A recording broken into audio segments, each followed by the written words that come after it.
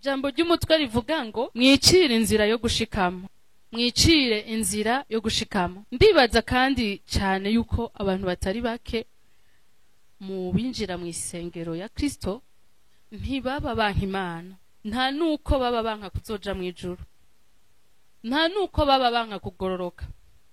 Kandi ku rundi ruhande Imana ntinaniwe kubazigamira muri yo. Imana ntinaniwe kubakomeza gushitsa ibihe byose, kubakorera ibitandukanye. Mugabo biruko nyene babantu batabaye abanka Imana, n'Imana itabanka kandi itananiwe, ugasanga abantu baradendebukirwa, ugasanga abantu baracika urudendevu, ugasanga abantu barahona mu vy'agakiza, bakagenda bagabanukirwa mu vy'Imana canke ntibanabishikire kandi binjira mu masengero, canke se ugasanga abantu bagenda baraba abanyantege nke. Hari utuntu rero mbaye Bibiliya ngo tubwebwe duto duto twonona imirima. Hari utuntu usanga mengana tubwebwe duto duto mugabo ari two twonona imirima. Sinzi ko murabona igiterwa, ugasanga igiterwa gize cononekaye canke igiti kigahenuka kandi utabonye umuntu agikubita incabiti, mugabo waja kurondera ugasanga n'udukoko duto nitwo twazingamitse amababi y'ico giterwa. Duto nitwo twatumye ivyamwa bidasubira kujako. Duto nitwo twatumye itunda ryituna. Duto nitwo twatumye igiti gihenuka. Habaye iki? Kubera kitaje ari imbogo igikubita ngo gihenuke, hanyuma ngo beneco bayirukane. Twaje rutuno duto bene igiti bashobora gusamarako bakabona umenga igiti ntaco kibaye, bwa bakazovyerekwa nuko mu ndunduro ya byose nta mwimbu bafise, ico barondera nticabaye.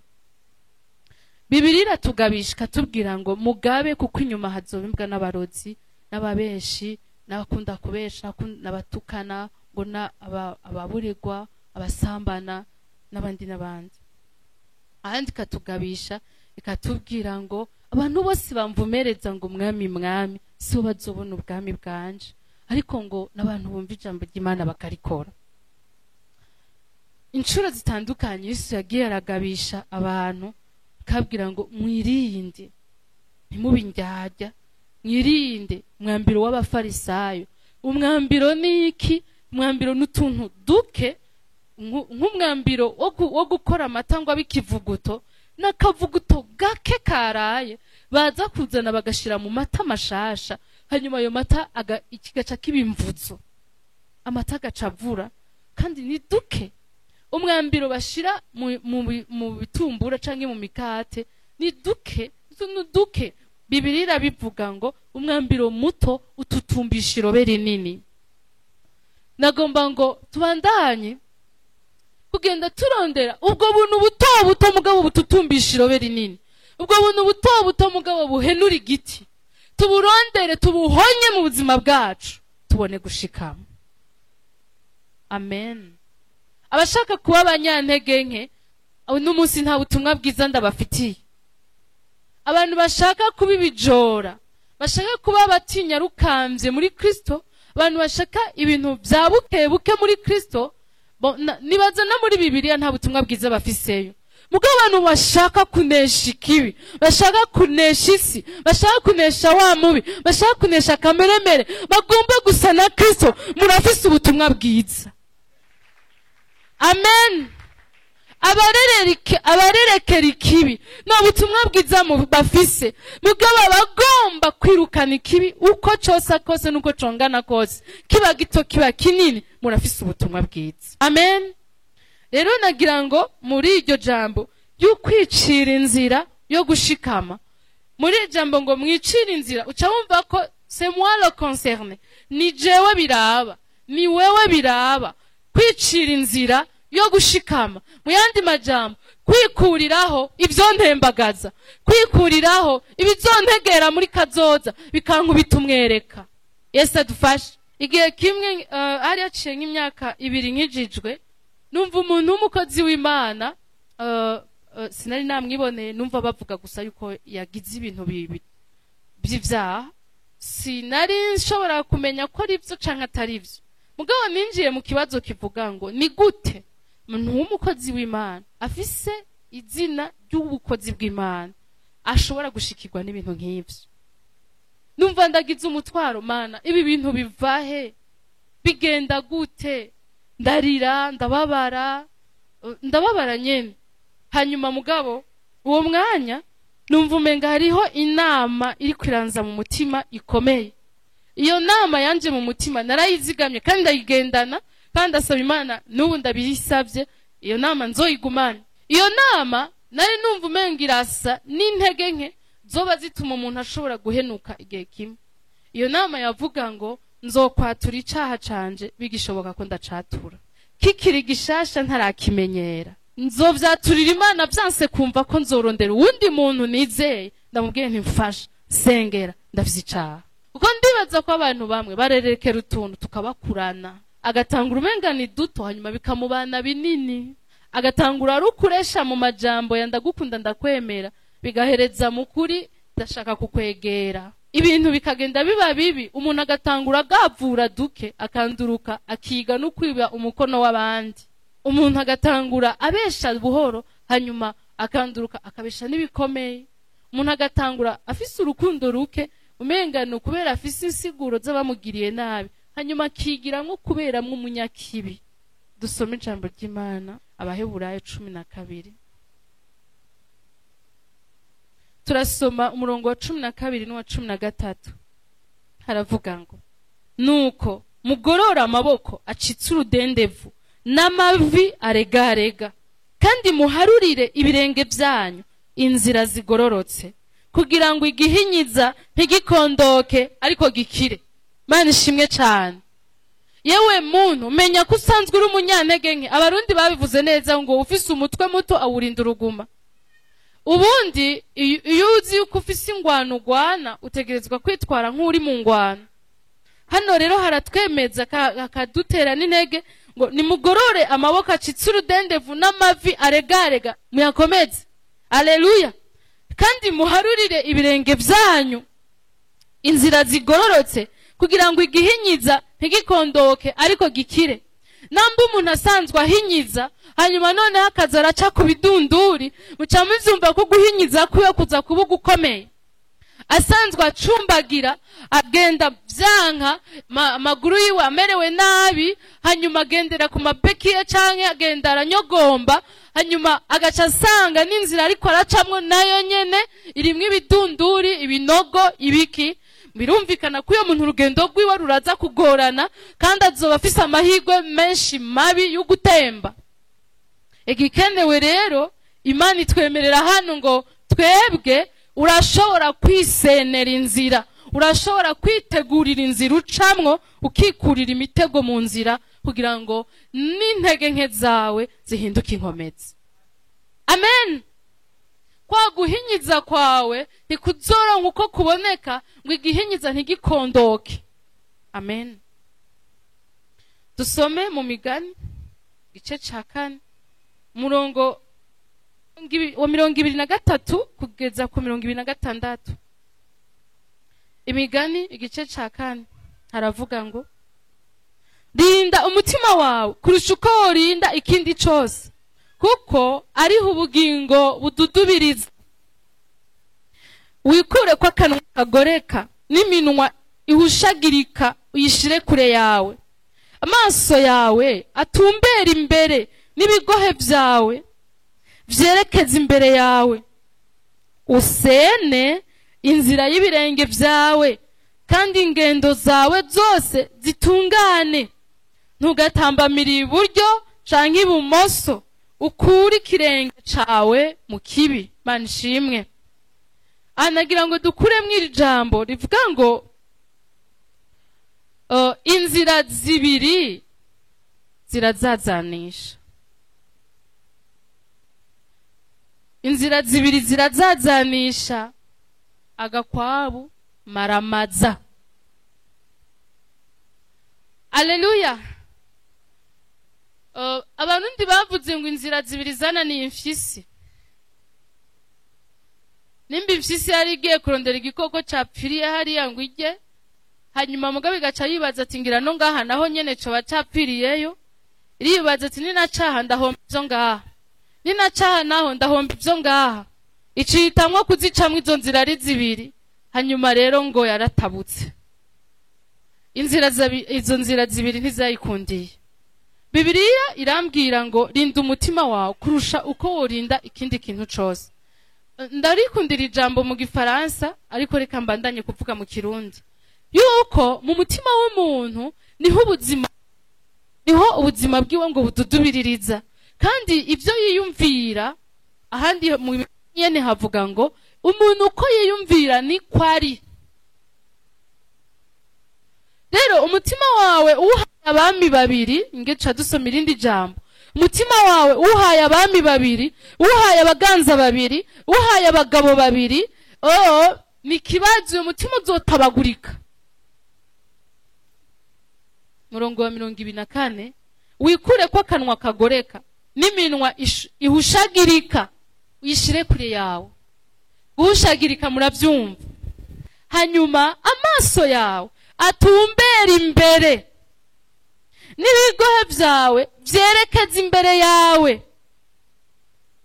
Usene inzira y'ibirenge vyawe, kandi ingendo zawe zose zitungane. Amen. Murongo rero wa 27 uvuga ngo ntugatambamire iburyo canke ibumoso, uzoba wigabuyemwo babiri. Ubuzima bwawe buzocuba déséquilibre, ubuzima bwawe buzoca buba ubudashikamye, nturi ni buryo nturi ni bubamfu. Hanyuma uzokwama rimwe uji iburyo irindi uji bubamfu, ariko niwaguma hagati na hagati utumbereye imbere uzogira équilibre, uzoronka ugushikama. Yesu adufashe cyane. Ica kabiri, umutima mu ntunge aho hariho amajambo ntabasomeye, nibaza nkwiriye kubasomera. Ni muri Matayo 6:24. Matayo 6:24. Nta usaba abami babiri, kuko yokwanka umwe agakunda uwundi, canke yoguma kuri umwe akagaya wa wundi. Ntimushobora gusaba Imana n'itunga. Mu Gifaransa kimwe havuga ngo ntimushobora gusaba Imana n'amafaranga, n'ahandi mu Congereza havuga ngo ntimushobora gusaba Imana n'amafaranga. Iyindi verso y'Igifaransa ivuga ngo ntimushobora gusaba Imana na mamo. Mamo ni umudayimoni w'ubutunzi, ateza abantu uruhagarara ku vy'amarongo. Muri Timoteyo, Paulo yarandikiye Timoteyo aramubwira ati ntube inkunzi y'amahera, kuko abantu bakunze amahera ngo bitobekeranishije imibabaro myinshi, barinanije, barigiriye nabi, biteje uruhagarara rurerure, biteje ingorane zikomeye. Wewe rero mwana wanje ndakwandikiye ntube inkunzi y'amahera. Ushobora kuvuga uti nta muntu yanka amahera.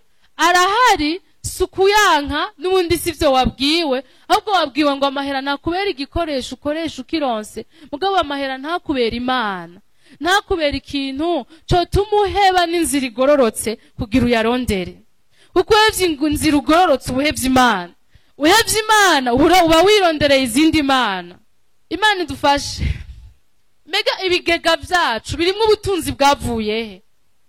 Amazu tubamwo yubatswe n'amahera yavuyehe? Ivyambarwa twambara vyaguzwe n'ifaranga ritanzwe nande? Kubera iki? Alleluia. Ration zacu zivahe? Dufungura ibivuyehe? Ntawe tunyanganya, ntawe tubirondera biciye mu nzira itariyo. Nivyo Bibiliya bishatse kutubwira. Ntushobora gufatanya kubaha Imana no guha umutima wawe itunga, ngo umarire umutima wawe kukwironkera no kwinyagira iminyago mwene data yararirimbye ngo abahinduye benshi mu bihe bikomeye babitse ubutunzi bwabo ahatagera ingese. Amen. Sinzi ukuntu karirimbwa neza mugabo gatangura kuvuga ngo mvugije umwirongi cane shengero mukomere. Avuga itorero, ndavugije umwirongi cane yewe shengero komera. Abahinduye benshi mu bihe bikomeye babitse ubutunzi bwabo ahatagera ingese. Kubw'imihigo myinshi mwahize ko mutazacogora, naho amasho yoshira mu biraro mwizera isezerano.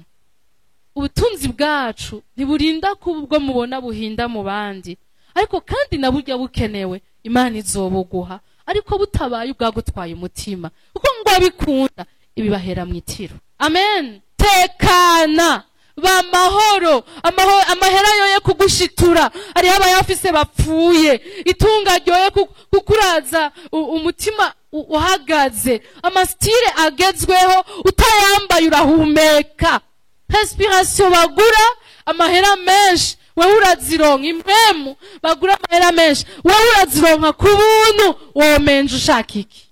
Kino gihe Imana ifashe ibi bintu bantu benshi barabikeneye.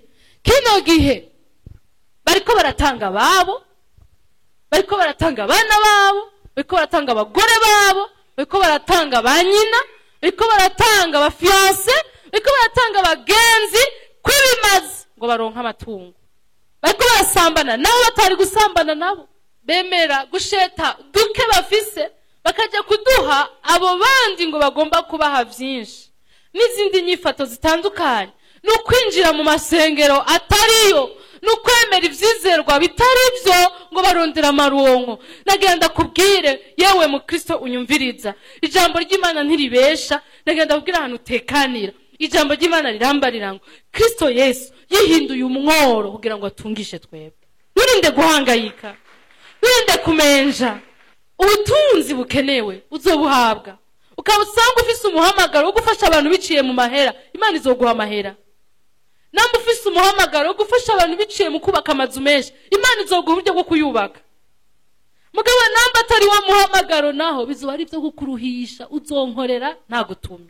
Ubake hoteli nziza, ndayiryamemwo, nsenge, nje mu ijuru, nawe warayo yakanuye wivye. Bibiliya ntibesha, ivuga ngo Imana ivuga ngo izofata ngo itunga ry'abanyakibi ngo iryegeranye irihe abagororotsi. None wagira ngo ntibiba? Ça doit arriver, bitegerezwa kuba, ariko ninde mugororotsi none yitunganije kugira ngo iryo tunga rimwegeranireko?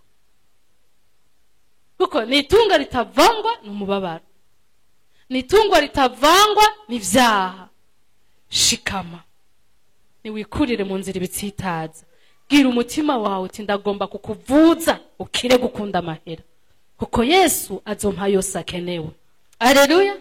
Ikigira kabiri niki muri ibi twikurira mu nzira, ni jambo rivuga ngo umutima mubi uraruhisha, tuburungu tubiri mube agahore. Umutima mubi uraruhisha, mbere Bibiliya ivuga mu Migani ngo meze nk'ikimungu cyo mu magufa, le cancer. Umutima mubi urakononera wewe nyene, la méchanceté tue. Kuba umuntu mubi birica, kuba umuntu w'ivyimviro bibi, kuba umuntu agirira n'abandi, kuba umuntu yumvira ibibi ku bandi, kuba umuntu yidogera abandi, kuba umuntu ashira ijambo mu kanwa rivuga nabi abandi, kuba umuntu nukuri ubwo n'urupfu. Kura mu nzira ibigutsitaza mu izina rya Yesu. Mani kwame kwa mashipe.